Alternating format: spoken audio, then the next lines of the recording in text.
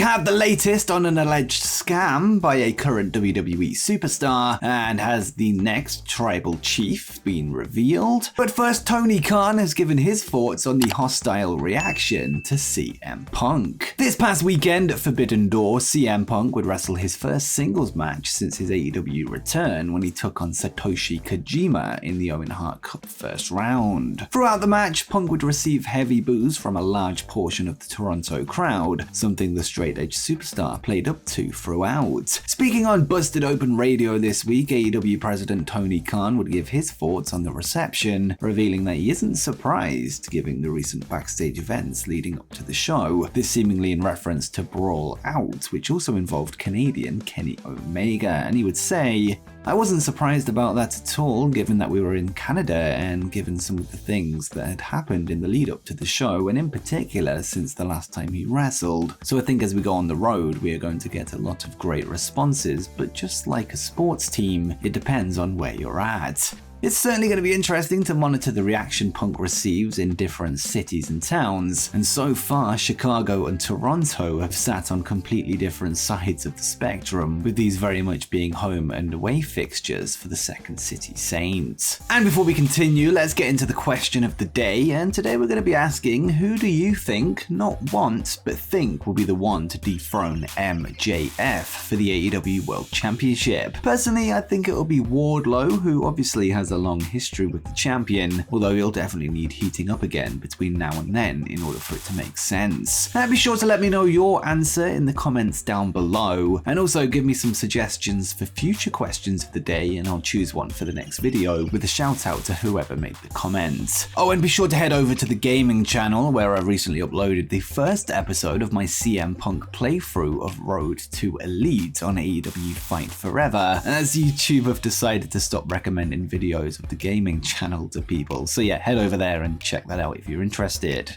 Next up, a former WWE superstar is open to a return. Ahead of tonight's Money in the Bank Bloodline Civil War that will pit Roman Reigns and Solo Sikoa up against the Usos, Jimmy and Jay would speak with Ariel Helwani of BT Sport in a sit-down interview. During the chat, the topic of Jimmy's wife Naomi would come up, who currently finds herself in Impact Wrestling under the name of Trinity following her recent WWE departure. Trinity's husband would reveal that she is in fact open to a WWE return at some point, something he sounded hopeful of eventually happening, and he would say, "Of course, even she would like to come back. At the end of the day, we started our career here at WWE, and in a perfect world, we'd like to finish here in WWE. She is definitely open to coming back, and when the timing is right and everything fits, hopefully it works."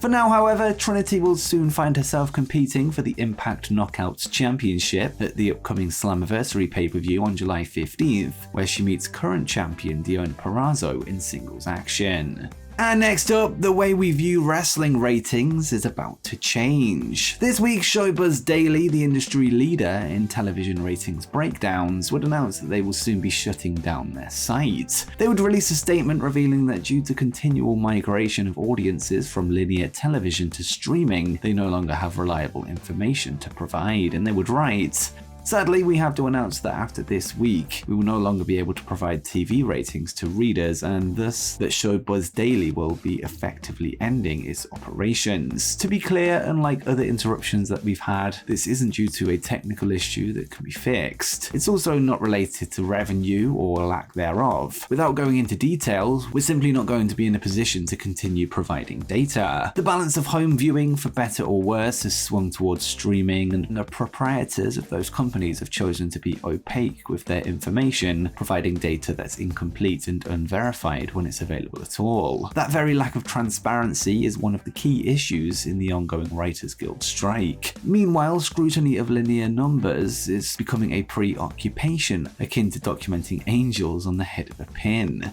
The statement would then note that they'll miss their user base apart from the wrestling trolls, but everyone else. Whilst this news won't stop ratings from wrestling shows being known, it could mean that we can no longer compare them to non-wrestling shows from the same night. An example of how this was useful comes from last Saturday's episode of AEW Collision. Whilst the number was down from the week before and it was low compared to other nights of the week, the data showed that it was still the second most watched cable show in its time slot, something something that adds perspective as to how the show performed given the TV audience that night, as opposed from comparing it to other wrestling shows from other nights that have a bigger TV audience than a Saturday night. We now have to wait and see if an alternative will emerge for the wider ratings. However, sites like WrestleNomics will still be providing wrestling ratings going forward, although as Showbuzz Daily stated, they are becoming more and more obsolete given new ways of consuming media outside of cable. And next we have an update on the recent scam allegations made against a WWE superstar. In December 2022, investigative journalist and YouTuber CoffeeZilla would produce a 3-part documentary series titled Investigating Logan Paul's Biggest Scam. In the series, Logan's crypto blockchain game CryptoZoo would be under the microscope, a project that boasted the ability to earn investors millions of dollars, when in fact the exact opposite ended up happening. This was later followed by a threat of a defamation lawsuit from Logan to CoffeeZilla, aka Steven, before Logan then later thanked Steven for his work, pledging to commit $1.8 million in refunds to those affected. Well, CoffeeZilla would last night release an update on the refund situation, claiming that over 6 months after the promise was made, the influencer still has not paid any money back whatsoever, leaving his fans and investors in the dark. Steven would note that he has requested updates from Paul several times over the past few months, messages that were ignored, before he received an email from a legal representative of Paul who claimed that they are still working on the best way to provide these refunds, this despite Logan claiming that he was working on a solution all the way back in January of this year. It's worth noting that his Prime energy drink company made $45 million in January alone, making the refund pledge just a drop in the ocean. It remains to be seen if the investors of CryptoZoo will receive their refunds. However, CoffeeZilla would close his video with a direct message to Logan and said, "This isn't worth your time.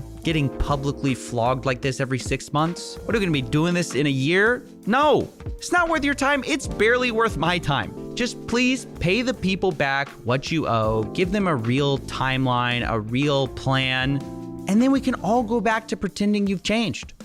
Next up, has the new tribal chief been revealed? As previously mentioned, the Usos will take on Roman Reigns and Solo Sikoa in the Bloodline Civil War tonight at the Money in the Bank pay-per-view in London, England, a match that was built towards in the main event segment of Friday Night SmackDown last night. The undisputed WWE Universal Champion would make his way to the ring alongside the wise man Paul Heyman and Solo Sikoa in front of a vocal London crowd. Reigns would state that he is willing to forgive his cousins Jimmy and Jay, and would even be open to accepting them back into the bloodline, and all they have to do is apologize and acknowledge him as their tribal chief. The Usos would eventually interrupt Roman's promo before playing mind games ahead of the pay-per-view match. They would both state that neither of them want to be the tribal chief, and noted that there is somebody that fits the job perfectly, before turning their heads towards Solo. The segment appears to have planted a seed inside Sikoa's head that he could be ready to push Roman aside and lead the family himself, although for now the two remain side by side, albeit with increasing reluctancy from the enforcer. The two duos would then spark a brawl to close the night, setting up tonight's Civil War perfectly.